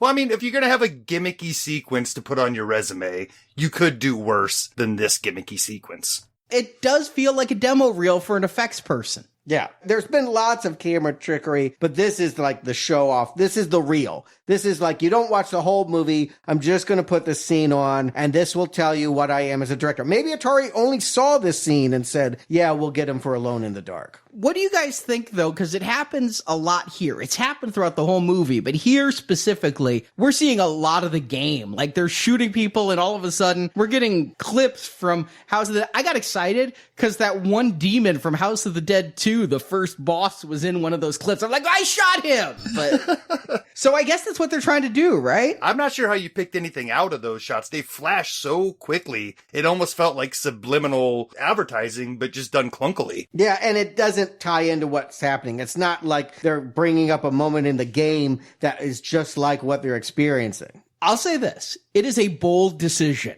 I don't think it works. No. But it is a bold choice. Yeah, again, it sends the signal to any video game company, hey, I love your game so much, I'm actually going to take footage of it and put it in movie adaptation. Oh my God, could you imagine if he did that with Alone in the Dark and we just cut to that 3D octagonal guy with the face? Director's cut, I bet it could be done. Don't say that, he might hear you. I'll talk more about that later. Okay. At any rate, in all of this melee that may look vaguely kind of sort of cool, we are at least seeing zombies now. And I do think, while they don't move great, and I'm not thinking that this is competing on the same level as Resident Evil, though they may try, there's enough of a production budget here that if they wanted this to be scary and not action, these zombies look good enough to make that work. I actually think the character designs work. They could have been scary in the right director's hands. It would have been scary to watch Liberty get sworn by them and eaten. Instead, they cut to Rudy, and he just goes into this weird, almost like epileptic seizure. Do you remember this moment? She's being eaten, looking to him for help, and he just kind of looks at his shoes and replays every piece of footage that didn't make the previous cut of the film, and then walks away. It's so strange. Yeah, he rewinds the movie for us all to see. Yeah. And you say epileptic. I wonder if in theaters people did have an epileptic seizure during this, because when this sequence ends, it ends with strobing lights, and I'm not epileptic, and I thought I was foaming at the mouth. I mean, it was just bad. But anyway, Liberty goes down here on the outside. And I need to just stress, her name is Liberty. She's wearing an American flag spandex outfit. Yeah. And you don't know her name because it was said in a cutscene until during the scene somebody shouts, Liberty! And I'm like, what the fuck? Yeah, she wasn't supposed to last this long. If you remember earlier when they were trying to get to the boat, she wanders out into the water and like a zombie holds her underwater. You think she's going to die. The original plan, we're going to kill her here, but then they found out the actress knew martial arts, and they're like, well, shit, we need her for this big action scene later. So Liberty only lived as far as she did because she had that great kick. She's the only one I could recognize. Everybody needed a name that followed their outfit so I could keep them straight like video game characters. I suppose it's worthwhile to dwell here a little bit, and to Stuart's point, because, you know, this is the meat of this movie, and I think the makeup here is above average, especially for this particular movie. I mean, you can really phone in zombies. I mean, I've seen movies where it's just a little bit of makeup around the eyes and you get some blood dripping out of your mouth. That's a zombie. But they've got all kinds of zombies at different rates of decay here. And I was slightly impressed by at least the effects department work here. Yeah, I feel bad because this movie has such a bad reputation. Always cited as one of the worst video game movies. Terrible film, awful, awful, awful. There were a lot of people working pretty damn hard to deliver a decent B-movie zombie. I do think that it falls to Bull. It's because Bull treated everyone so bad that this looks ridiculous. But in other hands, I do think you'd look at these zombies and go, cool. All right, I'm going to dissent a little bit. I think the main ones look pretty good, but when you're in the Horde, I thought they forgot to put makeup on certain people because it really does look like some of the PAs just wandered into frame. When I saw the cutscenes, maybe they just hadn't cropped it yet, but the boom mic was quite clearly visible in several of them. Here, I just literally thought the caterer might have been visible in some of these shots. They weren't any of the people we'd been introduced to. They weren't zombified. They may have decent makeup on the ones we get close-ups of, but when you have these swarms during this quote-unquote action scene, they're just walking past people at times. Yeah, that goes back to the zombie rules that this movie just never sets up and never bothers to follow. Yeah, again, because I would say we have a person at the helm who just can't be bothered. This is Bull. The Bull is the one who is saying, oh, just do it. We're going to do the Matrix. We're going to do Alien. We're going to do this and that. And it's frustrating because I feel like the elements here probably wouldn't be so embarrassing. But yeah, what results here? I mean, I think we all know by this point, this movie is really terrible and there's still 25 more minutes to go. Really, my interest is waning here. They're whittling down the cast. I'm still not sure who's who. We do get a romantic scene. Simon, I guess, got bit on the cheek? No, acid. Acid spit on him. An Alien reference, I guess. I don't know when zombies start spitting acid, but it spat it in his pretty face. Yeah, he's the handsome one. And it melted. I'm telling you, I don't. You look at me like I'm crazy. He's the handsome one? I thought he was the worst looking of all the men in this film. I'm not going to disagree, but the movie keeps telling us, I think, again, because Bull has a Matrix obsession, he looks like Carrie-Anne Moss. He has the glasses, he has the pale androgynous face, ergo, he's really hot. And also, he has that late 90s pretty boy Caesar haircut that probably Uwe Boll thought was still cool in 2005. I don't know what it is, but yes, he has been burned, and the token black girl is so hard up, she's like, yeah, I'll take sloppy seconds. Wait a second here. So the black girl wasn't like pity making out with him because he was dying and turning into a zombie. They were actually having a moment where she's saying it's not so bad. She's referring to his scarring, not the fact that he's turning into a zombie. He's not turning into a zombie. That's what I never got. Yeah, no, she is literally saying, I'd still do you. I'm the wallflower that's been hanging out while everyone is making out and nobody has noticed me. And so at least finally it took disfigurement, but finally someone will love me for 5 minutes. Yeah. There was a cut scene that what was happening is Greg was trying to set Simon up with newly single Alicia, and Alicia didn't want anything to do with Simon, but Karma was obviously into Simon, but Simon was very focused on getting in Alicia's pants. So I think that actually would have helped me in the film to at least define certain relationships instead of this rave is just going to turn into some weird orgy because everybody's indistinguishable. And here's one relationship that's completely indistinguishable. Casper is reunited with MacGyver's, who she was riding on the boat we never see, and he, like, jumps her. She ends up getting cut in half. This is kind of fun. Once again, zombies using tools. Like, they're attacking her as she's crawling through a window, and one of them's got an axe just hacking away at her legs. I'm not quite sure what the purpose of that was. In the game, there were zombies with axes, so maybe that's trying to be faithful in some way, but I'm just glad that no more Rachel. Even more of a zombie movie sin is as soon as they get into the house through that window, Rudy just takes a piece of wood and lays it gently up against this window with zombies attacking. I loved that. It was like he didn't want to break the window. Even better, Kirk has been bitten on the leg, but he was also bitten on the shoulder earlier, but they put a tourniquet on his leg like that's going to help him. They're like, okay, that's fine. You're going to be fine here. And Alicia finds the captain's log from the Spanish ship from centuries before. Who wrote in that to say it was burned and he was killed? Yes, I'm wondering that. And it's in the middle of the log. There's like 300 more pages. But were those written in, or is it just like a diary where somebody died and they were blank? But yes, I think it's the first officer's log, because when the ship burned and the captain was killed, the most important thing was to write, "Dear diary, Captain dead." Yeah.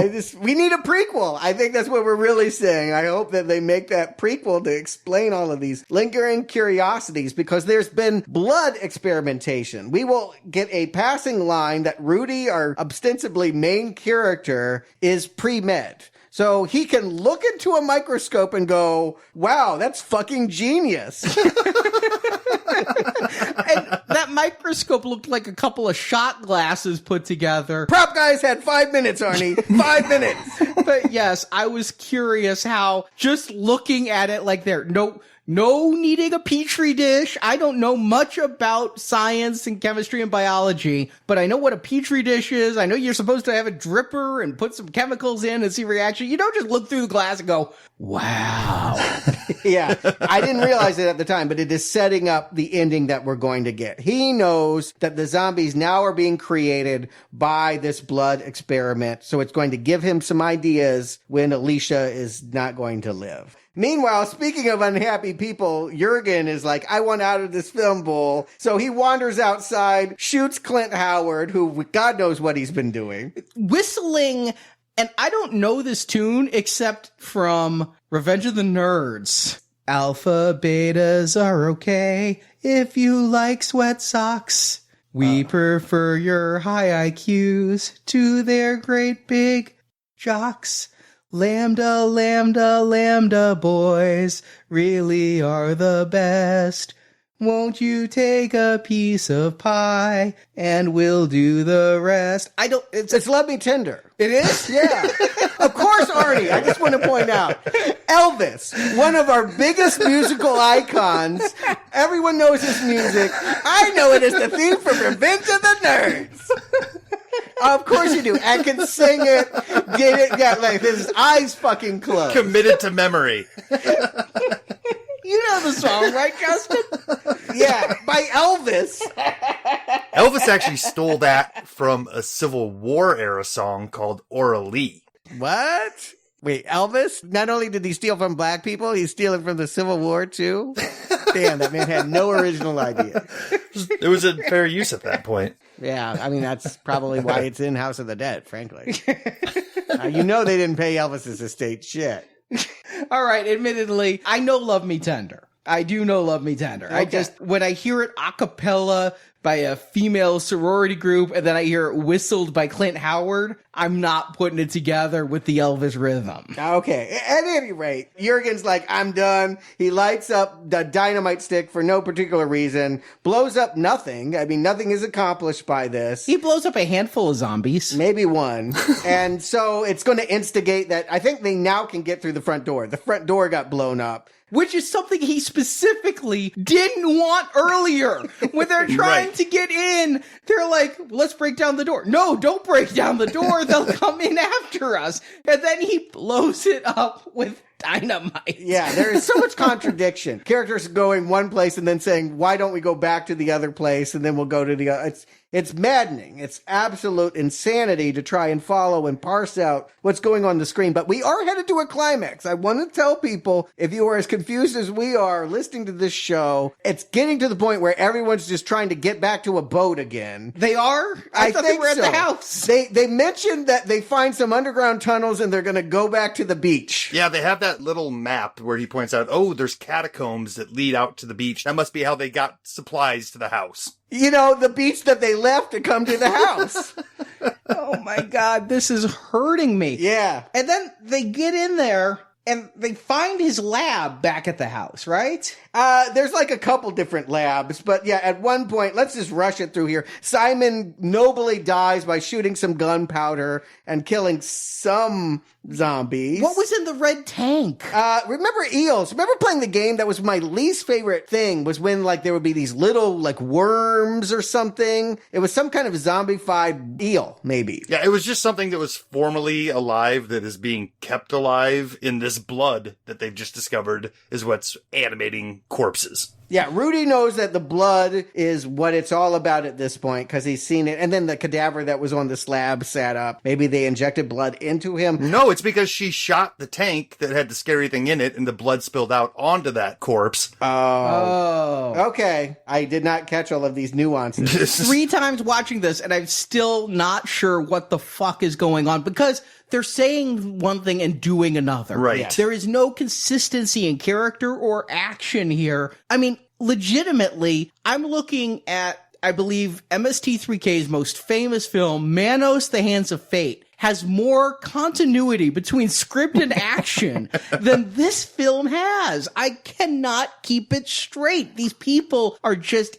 acting indistinguishable. There's nothing in performance outside of Jurgen Prochnow and basically the older ones who bring something with them. I'm lost at this point, and I'm struggling to just understand what they're doing. But if you glaze over and you just don't pay much attention and you just see them run from place to place, it's subpar, but only by 2 or 3 strokes. Right. It's better than Rave to the Grave. That's what I can give this movie. That the production values are still higher than some of the absolute dreg zombie movies that we've had to sit through that have come out under the umbrella of Romero. Yeah, I mean, Rave to the Grave was Return of the Living Dead, so not quite Romero, but this is still better than Diary of the Dead. I don't know if the whole movie is better than that. No, but this zombie action is better than that found footage shit. Yeah, you don't need to know the characters because the point of a horror movie like this is that we kill him, and we killed Simon. He didn't have anything to live for anyway because his pretty face is ruined. Lost his looks. Yes. He's an underwear model anyway. I don't know why we need to see his face. Karma, she was willing to love him, but there was no way they were going to let the black girl live in a movie like this. At least she wasn't the first to go. No, but they were in camouflage. The zombies just are lying around with grass on them, and then they jump up and get her in the tunnel. I thought those were the thriller ones. Those were buried there and just coming out of the ground, and that's why they looked like moss. At some point, it looked like the original crew of the ship. They do look like they're wearing those conquistador outfits. And so maybe they are so mossy because they have been lying there so long. The point is we finally get back to Castillo, and we're just with the 2 cast members that we're supposedly caring about. Alicia and her ex-boyfriend, Rudy, are now going to be his new skin. He lures them back to his lab by wearing Greg's face. They weren't sure that Greg was dead. He had slipped off to the woods, but then they find his skinned body hanging upside down, and Castillo lifts off that face. Oh, what a horrible cut that was, too. You just cut, and now he's pulling the face off. Mission Impossible 1 was better than this. It feels like a Hellraiser sequel I never would have recommended, but he's licking her and talking about wanting flesh, and I think the point is they're going to pair off these 2 skin, and because this guy is so stitched together, he will maybe have a nice new coat that won't look so monstrous. Absolutely ridiculous of a impetus for what he's been doing. What I love is somewhere along the line, somebody said, hey, we can't just have this story of Castillo and have him in a flashback and then pop him out at the end. We have to have him seemingly around throughout the movie. So what they did is they shot him standing behind a pine tree branch. Yeah. And used that shot 4 times, sprinkled throughout the movie. He is like a voyeur. He was waiting for the rave to get naked so he could just watch. Was it the idea to have all this young flesh dancing and he would pick them out? Like he was a rock star. I want that one and that one and that one, and those will be my new coat of skin?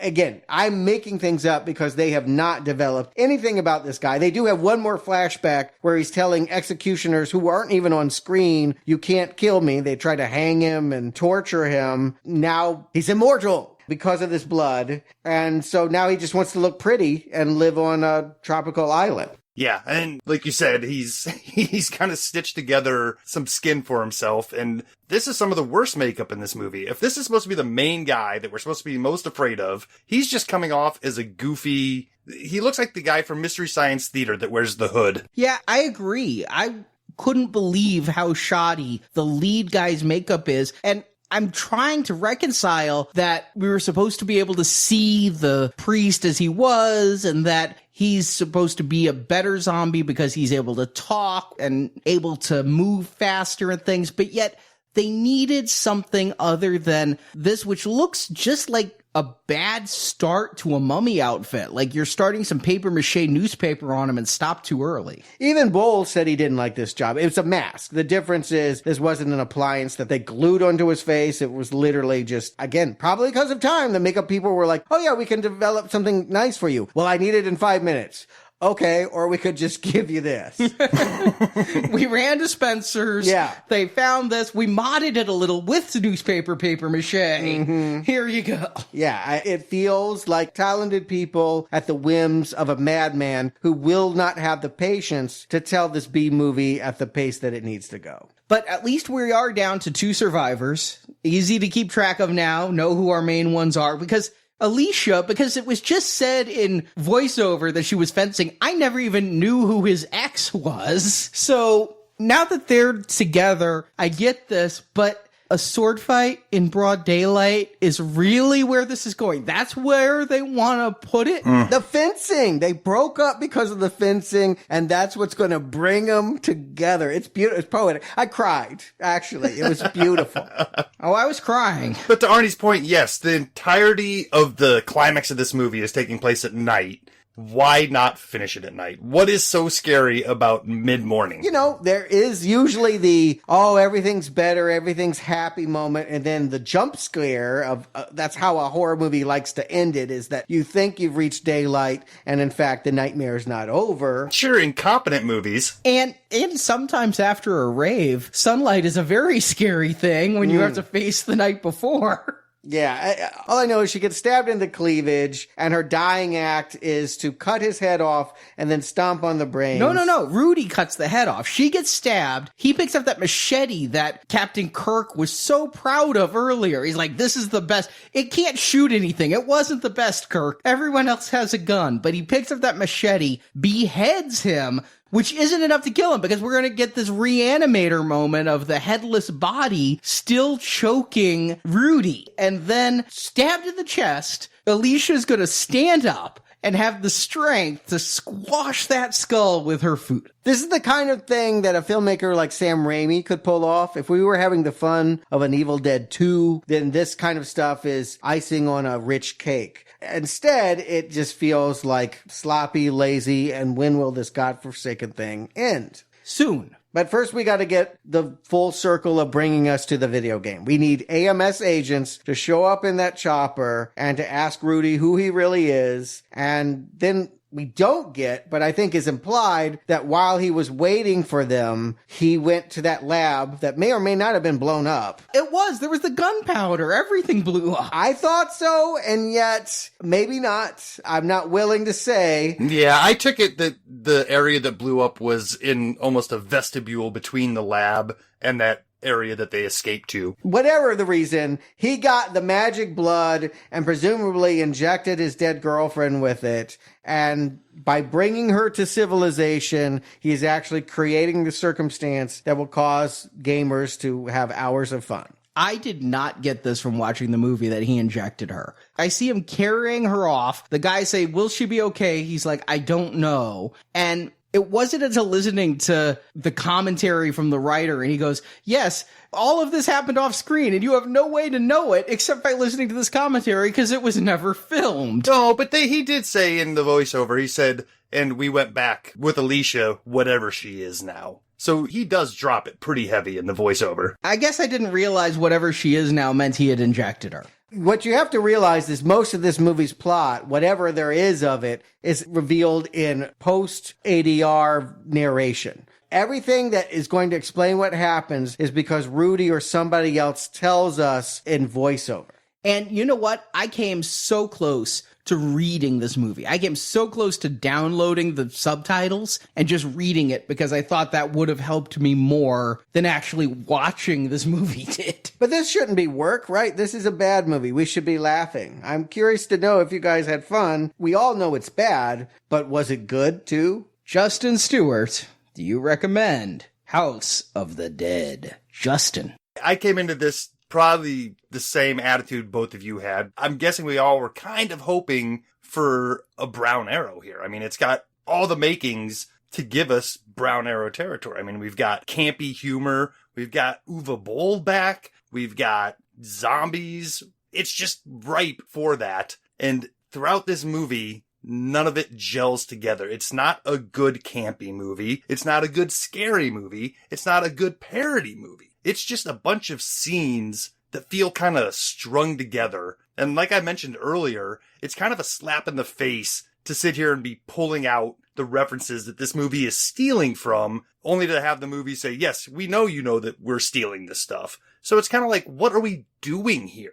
Why are we watching a movie about an arcade shooter that the person who's making it doesn't care about? But I think the biggest thing here is, after watching this movie, I was like, okay, fine. It wasn't good. I'm not going to give it too much thought. But after finding out from you guys that the screenplay was actually done with somewhat of love and a little bit of fandom, and it just was just tossed out in deference to Uwe Boll's ego, just kind of pisses me off even more. There could have been a decent movie here, and once again, our second go around with Uwe just leaves me pissed off. So yeah, I'm pissed that I can't give it a brown arrow, and obviously it's not going to get a recommend at all for me. So it just leaves me going, heh. Stuart. Yeah, that is the thing that is so frustrating about Boll, is you think that if you're the reputation of having the worst filmmaker of all time, what fun it would be to experience the train wreck every time we watched one of your films, but they're not awful in any special way.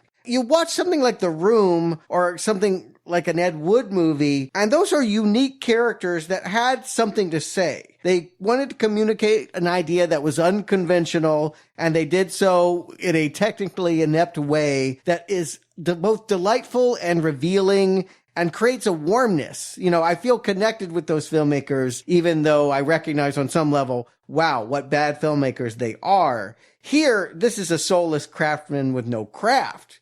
I wish he was as funny as he thinks he is, but it's a poor pastiche of every other zombie and horror movie you've ever seen, done by a guy who thinks if you do it faster, so fast the camera can't catch it, that it will impress today's kids. He seems to have disdain at the same time that he's no better than the lowest common denominator. And it's just frustrating that I can't have more enjoyment. There is some. I did laugh at a lot of the dialogue. There are exchanges that I think Brown Arrow amusing, but to undergo this whole movie to experience them, that I cannot recommend. There are plenty of ways to have a laugh with a bad movie. And this one, and Alone in the Dark, we're just seeing that this guy isn't good at making a brown arrow any more than he is at making a green arrow. I was a little bit torn on if this was going to be a brown or a red arrow. Because what I can say is there's red and brown in here. And I walked out feeling refreshed. Because I felt like a prisoner who was going in for sentencing and expecting to be told I was going to be killed by lethal injection, and instead just got 20 to life. You didn't get beheaded? Yeah. I just keep thinking about Alone in the Dark, and really the sting that is still not healed of Alone in the Dark 2.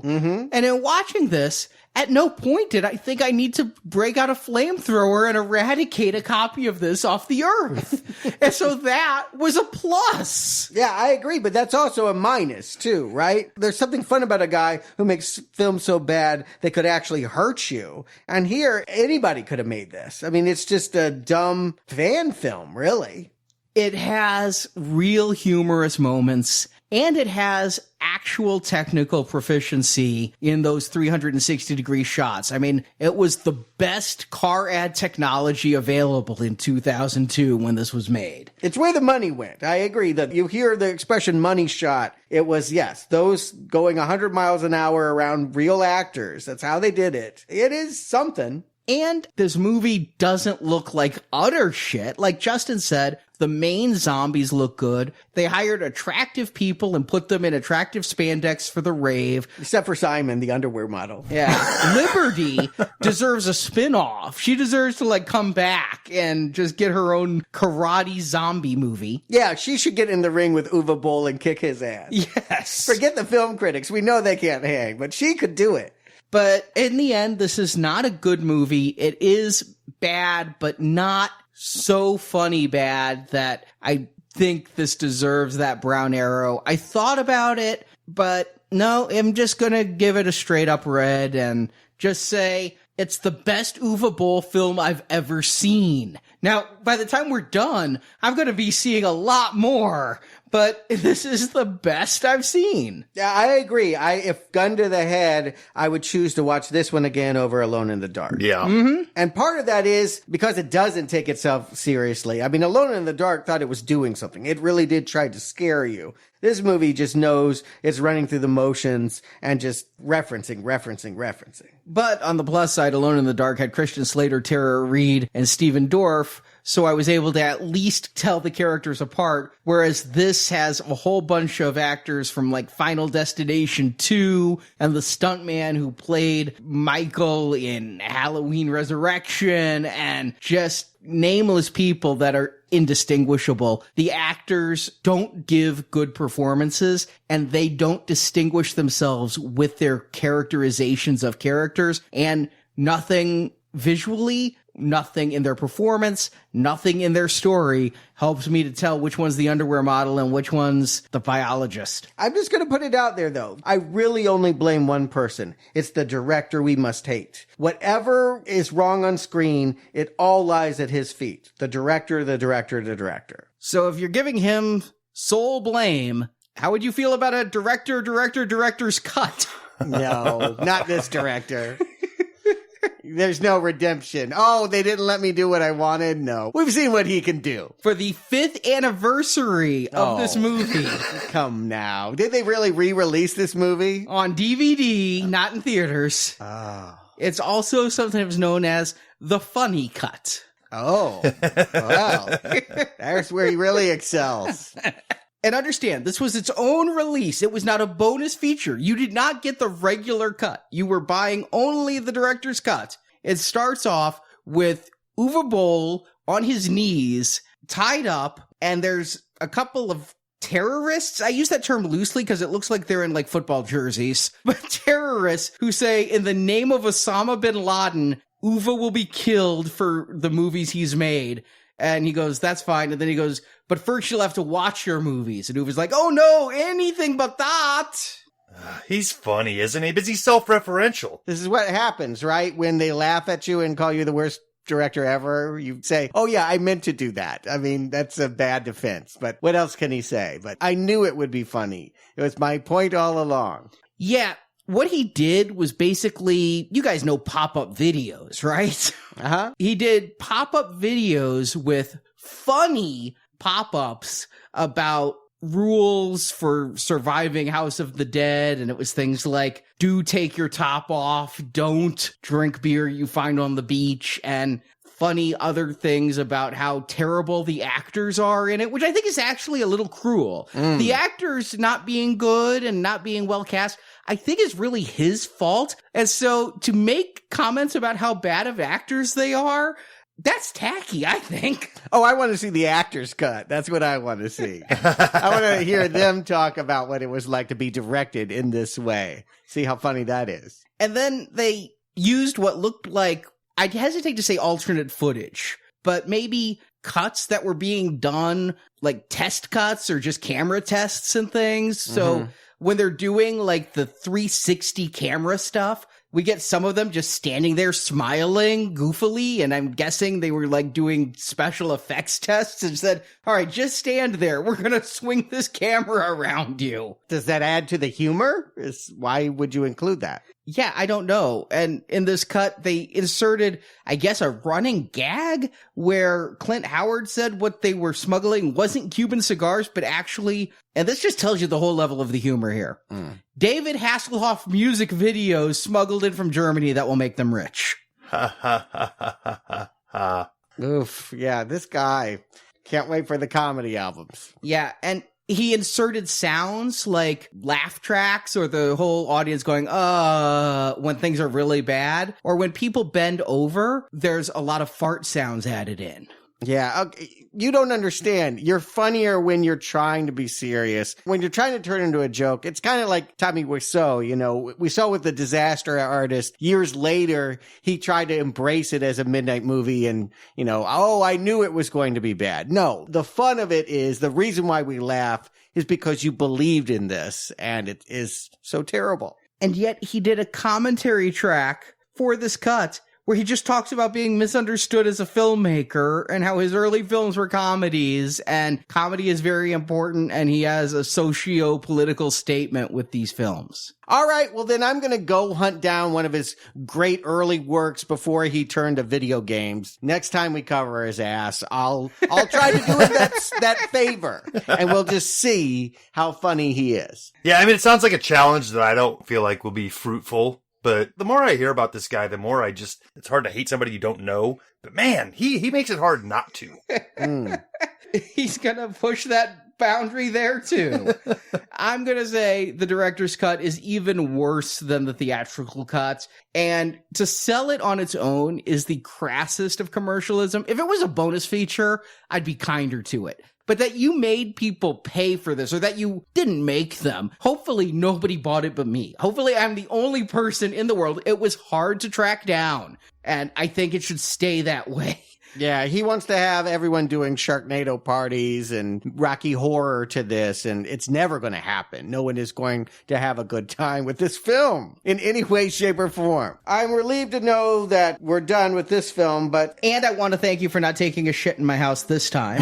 But I do remember Alone in the Dark 2 was so much more painful than Alone in the Dark. Could that possibly be true of House of the Dead 2? I've never seen it. I'm scared, guys. I'm really scared. Alone in the Dark 2 is the singular worst time I've ever had watching a movie for Now Playing. And we're repeating the pattern. It's a sequel to a Uwe Boll film that Uwe Boll isn't doing. Oh, God.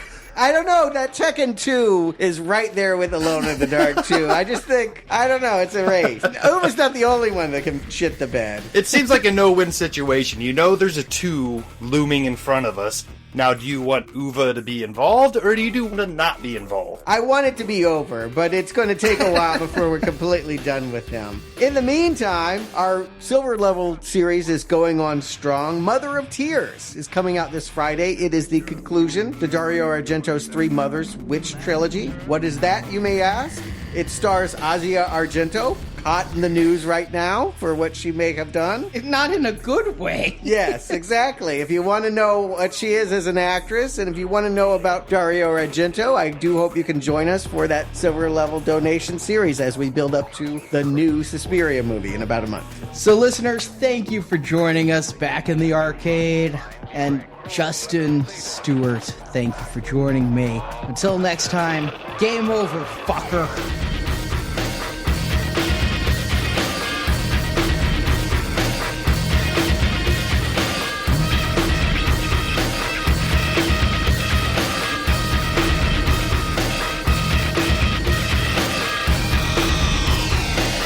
It was a nightmare. So many dead. So many victims. People that were my friends.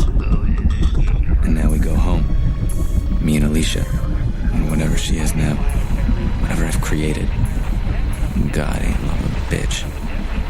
Is this the end? Only the beginning.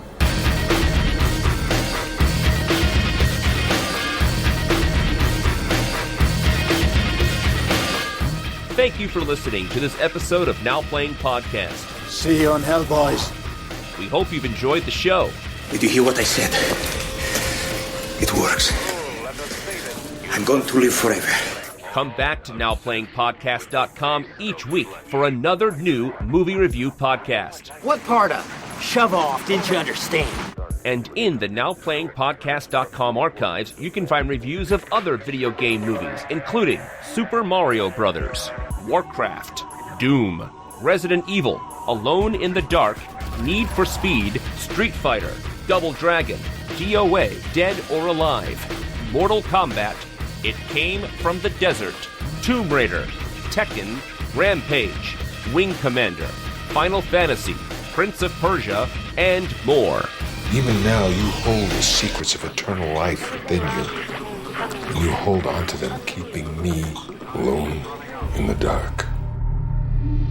Also at our site, you can find hundreds of other movie reviews, including Star Wars, A Nightmare on Elm Street, Independence Day, the Avengers films, Back to the Future, Batman, Superman, The Fast and the Furious, and more. You've tried the rest. Now try the best. Do you want to continue? You got yourself some sort of hearing disability? I ask you a question. Insert money now to keep playing Now Playing. We've got your back. Just make sure you got ours. Now Playing Podcast is a show without any sponsors or ads. We rely on support from listeners like you to keep Now Playing operating. You will encounter steep resistance. Not everyone will make it. But for the ones that do, this will be a day long remembered. Long remembered, sir! You can donate to the show and, as our thank you, receive bonus podcasts.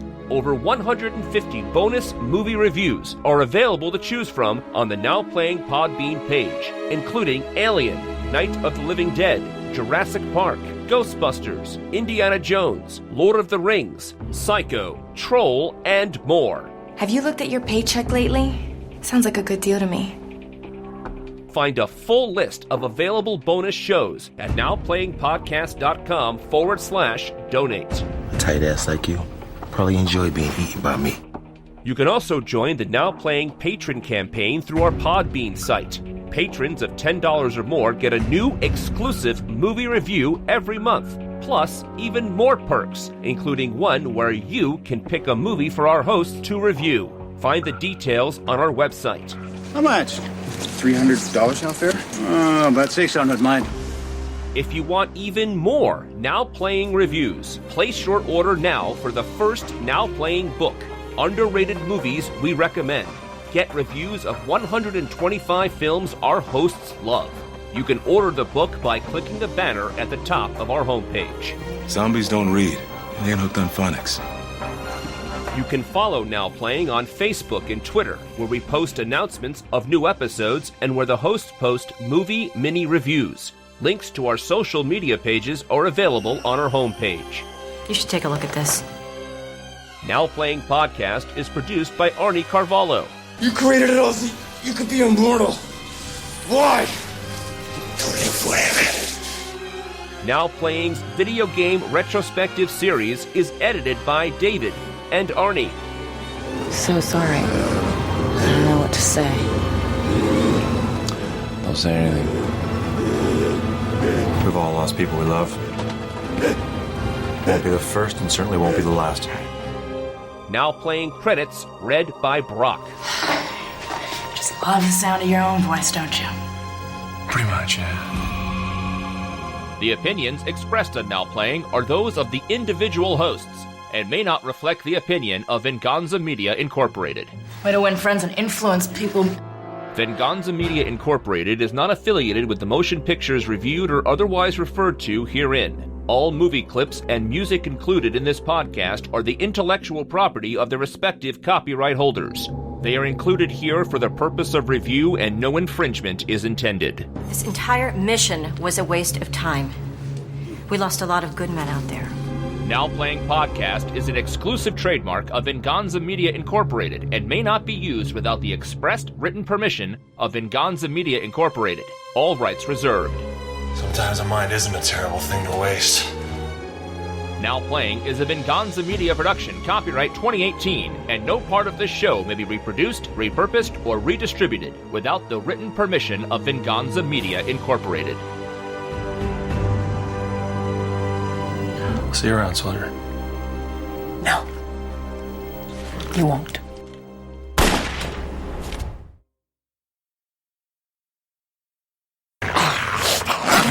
Stuart in LA. I'm not in LA. I'm sitting right here in Springfield. Stuart wishes he was in LA, not recording about this film. And his first mate, Salish, played by Clint Howard.